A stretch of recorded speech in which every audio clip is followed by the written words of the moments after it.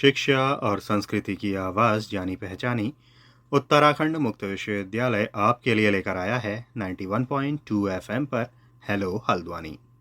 Hello Haldwani एक सामुदायिक radio है जिसे कि आप 91.2 मेगाहर्ट्ज़ की फ्रीक्वेंसी पर सुन पाते हैं और इस रेडियो को उत्तराखंड मुक्त विश्वविद्यालय संचालित करता है। इस रेडियो पर हम समुदाय और समाज की जागरूकता से जुड़े कार्यक्रम भी लेकर आते रहते हैं और हमारे युवा भी समाज का हिस्सा हैं। समाज का हिस्सा इन युवाओं के लिए ही ये कार्यक्रम है, क्योंकि आज है विश्व युवा कौशल दिवस और इस मौके पर यह कार्यक्रम आपके लिए लेकर आ रही हैं मोनिका द्विवेदी, जो कि उत्तराखंड मुक्त विश्वविद्यालय के गृह विज्ञान विभाग से जुड़ी हुई हैं। 91.2 एफएम सुन रहे मेरे सभी श्रोताओं को मेरा नमस्कार। मैं Monika Dwivedi, department of home science, Uttarakhand open university. दोस्तों, जैसा कि आपको आज पता है, हमारे मित्र पहले भी इस बात पे चर्चा कर चुके हैं कि आज 15 जुलाई को विश्व युवा कौशल दिवस मनाया जा रहा है। विश्व युवा कौशल दिवस, जैसा कि आपको नाम से ही विदित हो रहा होगा कि ये युवाओं को प्रेरित करने के लिए, उनके भविष्य को और अधिक अच्छा बनाने के लिए सरकार की ओर से की जा रही एक कोशिश है, ताकि उनको उनकी ही क्वालिटीज़, उनके ही गुणों को बढ़ाने का और उसमें कुछ अच्छे सुधार करने का प्रयास किया जा सके, जिसका शायद उन्हें ज्ञान नहीं है कि वे किस योग्य हैं या वे अपनी क्वालिटीज़ को किस तरह प्रयोग में ला सकते हैं। तो उनके उन कौशलों को ही अच्छे से विकसित करने का और उनमें कुछ चेंजेस करके उनको एक इनकम का ज़रिया देने का और उनको डिपेंडेंट बनाने का, ये एक सरकार का एक प्रयास है।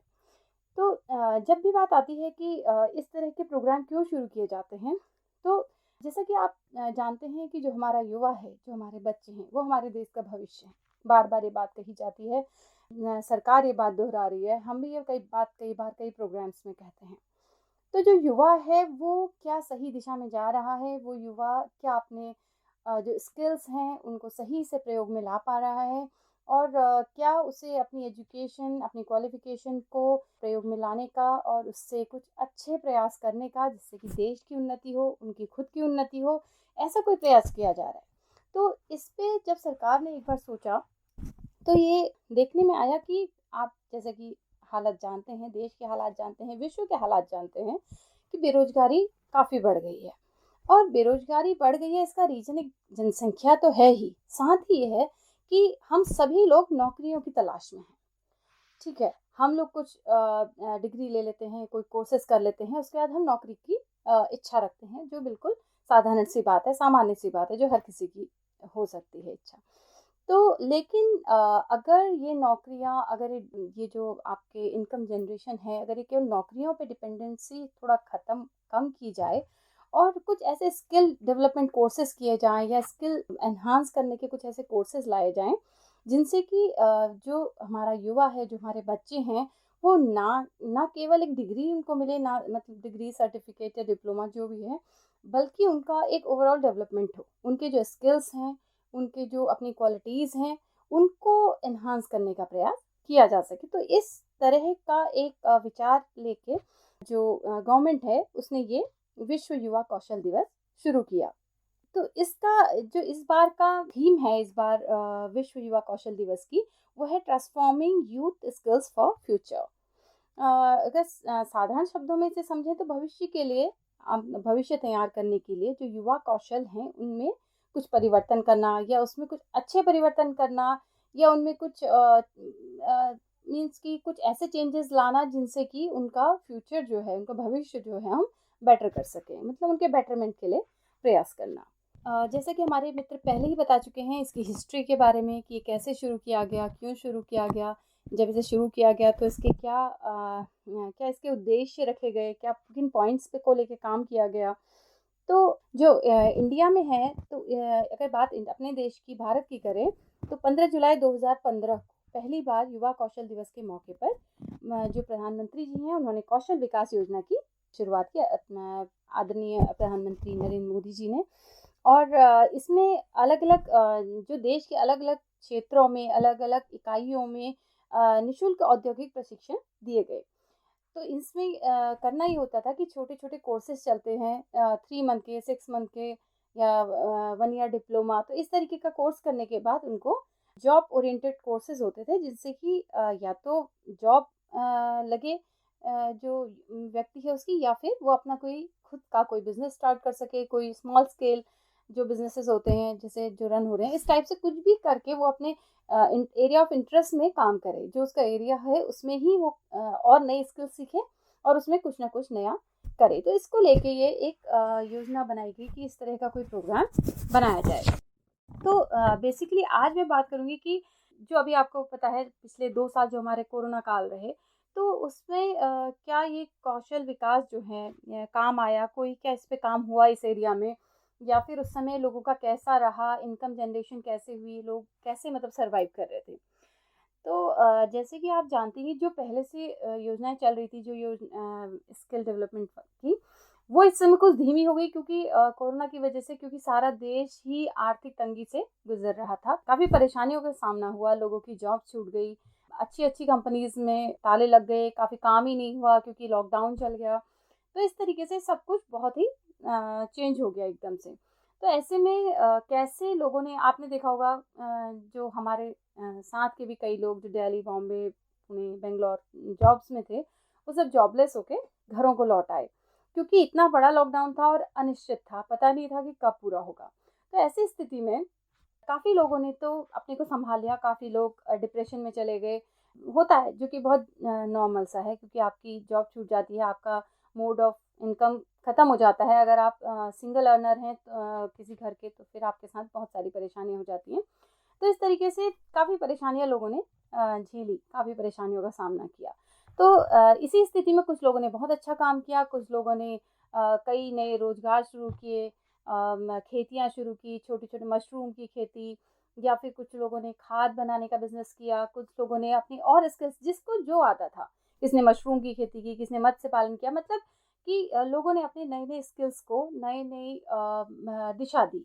तो जिससे कि हो क्या सके कि उनको एक डिपेंडेंसी मिले और प्लस इनकम तो हो, ये तो खैर बेसिक है। तो इसको भी आप स्किल डेवलपमेंट से कनेक्ट कर सकते हैं। जैसे कि जो स्किल्स थी, अगर आपको किसी एरिया में इंटरेस्ट है और आप इस समय जॉब में नहीं हैं, तो कुछ ऐसा सर्टिफिकेट, मतलब कोई ऐसा कोर्स, कोई ऐसी डिग्री हो जिससे कि आपके स्किल्स को ही यूज़ करके उनको आगे को बढ़ा करके ऐसा कुछ किया जाए कि आप उस एरिया में अच्छा काम कर सकें।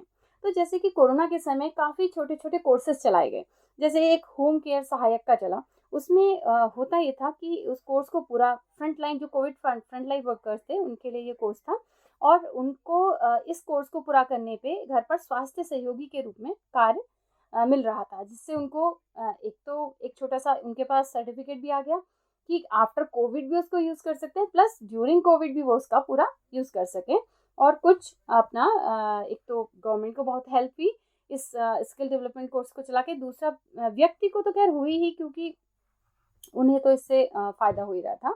आगे फ्यूचर भी उनका सही था उसमें। तो इसमें छोटी-मोटी चीज़ें जैसे टेम्परेचर लेना, पल्सेस लेना, BP measurement, oxygen level check करना, ये सब उनको बेसिक जानकारियाँ सिखाई जाती थी। इसके अलावा सैंपल कलेक्शंस आए, सैंपल्स लेने के लिए आपको पता है उस समय कितनी परेशानी हुई थी कि आपको सैंपल अगर देने जाना है, एक तो घर से नहीं निकलना है आपको, ठीक है? अगर आपके यहाँ कोई कोविड पॉज़िटिव हो गया है, तो आप घर से नहीं निकल सकते हैं, आपको आइसोलेट रहना है। अब आइसोलेट रहना है तो अगर किसी और को प्रॉब्लम हो गई तो आप उसका चेकअप कैसे कराएँगे, ठीक है? तो ये बहुत सारी दिक्कतें थी उस समय जो लोग फेस कर रहे थे। तो ऐसे में जो ये गवर्नमेंट ने ये स्कीम चलाई और ये छोटे-छोटे कोर्सेज़ करके, जैसे इसमें भी एक सैंपल कलेक्शन सहायक का भी एक कोर्स चलाया गया जो घर-घर जाके सैंपल कलेक्ट करने का काम कर रहे थे। तो इससे ऐसा नहीं है कि कोविड खत्म हो गया तो उनका काम खत्म हो गया। उनको नॉलेज आ गई, ठीक है? उनको उनके पास सर्टिफ़िकेट या डिप्लोमा जो है वो है, और प्लस आपके पास आगे काम करने के अवसर तो हैं ही हैं। तो अगर आगे भी कभी भी आपकी कहीं भी किसी मेडिकल फील्ड में आप जा सकते हैं और के लिए काम कर सकते हैं। तो इस तरह से हमने देखा कि कोविड में भी अवसर ख़त्म नहीं हुए। इसके अलावा चिकित्सा उपकरण सहायक जो उपकरण होते हैं उनको चलाने के लिए, जैसे वेंटिलेटर है या वीआईपीएपी है, सीपीएपी ऑक्सीजन उपकरण, डिजिटल थर्मामीटर आदि, ये सब, इन सब को चलाने के लिए आपको एक्सपर्टाइज़ चाहिए। तो इसके लिए भी एक चिकित्सा उपकरण सहायक का कोर्स चलाया गया, जो कि आप भी जानते हैं कि आगे भी काम आएगा। इसके अलावा आपातकालीन केयर सहायक एक कोर्स चला, जिसमें आपातकालीन स्थिति में जो आपके काम होते हैं उन कार्यों को सिखा के आपको उस लायक बनाया गया, उस योग्य बनाया गया कि आप वो कार्य कर सकें, ना केवल कोविड काल में बल्कि भविष्य में भी। तो इसमें उनको एम्बुलेंस के अंदर जो भी आपके मशीनरीज होती हैं उनको वो करने का थोड़ा उनकी हैंडलिंग सिखाई गई, और पेशेंट को उसके अंदर कैसे उसकी पोजीशनिंग होनी चाहिए ये सब सिखाया गया। तो इस प्रकार से आगे भी, और इसके बाद इमरजेंसी मेडिकल टेक्नीशियन बनने के आपके चांस हो जाते हैं, क्योंकि आपको इमरजेंसी वाले, जैसे कि आप नाम से ही दिख रहा है इमरजेंसी केयर सहायक है, तो वो सारे काम आपको सिखाए गए, तो आगे भी आप उससे काम कर सकते हैं। इसके अलावा एडवांस केयर सहायक बने, बेसिक केयर सहायक, तो सबको डेटा मैनेजमेंट और ये सब सिखाया गया। तो इस तरीके से आपको कंप्यूटर फ्रेंडली भी हो गए इस वाले कोर्स के थ्रू, आपको वो काम आ गया। इसके अलावा आप जनरल ड्यूटी असिस्टेंट इसके बाद बन सकते हैं। तो ये छोटे छोटे कोर्सेज कराने का गवर्नमेंट का केवल एक मकसद था कि जो व्यक्ति है उसको थोड़ा सा डिपेंडेंट बनाया जाए और थोड़ा सा इकोनॉमिकली भी उसको स्ट्रॉन्ग किया जाए। और प्लस गवर्नमेंट का उस समय बहुत बड़ा सहयोग रहा, ये फ्रंटलाइन वर्कर्स ने बहुत काम किया और गवर्नमेंट को इनसे बहुत सहयोग मिला। तो इस तरीके से इसमें काफ़ी जैसे उन्होंने बोला भी, प्रधानमंत्री नरेंद्र मोदी जी ने अपने संबोधन में कहा भी था कि जो ये फ्रंटलाइन वर्कर्स हैं, जब इनका प्रशिक्षण कार्यक्रम पूरा हो जाएगा तो इसके बाद इन्हें जो सामुदायिक स्वास्थ्य केंद्र होते हैं, प्राथमिक स्वास्थ्य केंद्र होते हैं या हॉस्पिटल्स होते हैं, इनमें काम जो ये कर सकेंगे, इनको वरीयता दी जाएगी। तो इस तरीके से ये एक अच्छे कोर्सेज थे जो स्किल डेवलपमेंट के साथ साथ आपको इनकम जनरेशन का मौका भी दे रहे थे। इसके अलावा अगर बात करें तो पहले से जो चल रहे थे हमारे यहाँ पे स्किल डेवलपमेंट कोर्सेज काफ़ी चल रहे थे। तो लेकिन जब कोरोना काल आया तो उस समय काफ़ी फ़र्क पड़ा, तो ये कोर्सेज लगभग बंद होने की स्थिति में आ गए, क्योंकि जो नॉर्मल से रूटीन वर्क थे वही नहीं हो पा रहे थे। तो ऐसे में स्किल डेवलपमेंट और इनकी ओर तो शायद सोचने का समय ही नहीं था। तो उसके बाद जब ये सब हो गया, पूरा कोरोना काल चल रहा था, ये सब चल रहा था, इसमें एक अमेज़ॉन ने भी काफ़ी स्किल डेवलपमेंट प्रोग्राम्स चलाए। तो इसमें इन्होंने क्या एक प्रोग्राम चलाया हुआ है अमेज़ॉन वालों ने, इसमें कोरोना के समय की बात है। तो ऐसे में क्या जिस समय बहुत ही ज़्यादा नौकरियां छूट रही थी, कोई कंपनी किसी नए व्यक्ति को जोड़ने में नहीं, बस केवल निकालने में लगी हुई थी, तो इसमें इन्होंने इस समय एक NAPS नाम से एक ट्रेनिंग प्रोग्राम चलाया, नेशनल अप्रेंटिस प्रमोशन स्कीम। तो इसमें इन्होंने लगभग 1000 जो युवा थे उन्हें जोड़ना, उन्हें प्रशिक्षण देना, जो उनके अंदर के जो कौशल हैं उनको यूज़ करने का प्रयास किया था। तो इसमें इनको वेयरिंग हाउस और इन्वेंट्री मैनेजमेंट की ट्रेनिंग दी गई, जिसके इसमें क्या था कि 6 महीने के ड्यूरेशन थी इस प्रोग्राम की, और इसमें इनको वेयर हाउस और इन्वेंट्री मैनेजमेंट की ट्रेनिंग दी। इसके बाद इनको वेयर हाउस एसोसिएट और प्रोसेस एसोसिएट्स की भूमिका मिली। तो इससे क्या होगा कि ना केवल अमेज़ॉन, ये किसी भी कंपनी में जाके, किसी भी अच्छी कंपनी में जाके, किसी वेयर हाउस में जाके, किसी अच्छे प्रोडक्शन हाउस में जाके ये काम कर सकते थे। तो इस लायक इनको बना दिया गया, एक डिग्री भी हो गई प्लस आपको काम आ गया। तो इससे क्या हुआ, आपका ओवरऑल डेवलपमेंट हुआ और आपके स्किल्स को भी उन्होंने पहचाना कि आप किस एरिया में काम कर सकते हैं, उसमें आपको थोड़ा सा एक्सपर्टाइज दी और एक्सपर्ट बना दिया। तो इस तरीके से स्किल डेवलपमेंट, ये तो एक छोटी सी चर्चा थी स्किल डेवलपमेंट पे कि स्किल डेवलपमेंट क्या है और भारत में इसकी स्थिति क्या है। खैर बहुत कुछ है इस पे बोलने के लिए, लेकिन मैंने केवल एक कोरोना काल का छोटा सा जिक्र इसमें किया, क्योंकि अभी हम फिलहाल कोरोना से ही निकले हैं और ऐसे में क्या कौशल विकास हुआ होगा, क्या कौशल विकास का यूज़ हुआ होगा, इस पे बस थोड़ा सा एक चर्चा करनी थी। इस समय तो इस चर्चा में इतना ही। धन्यवाद।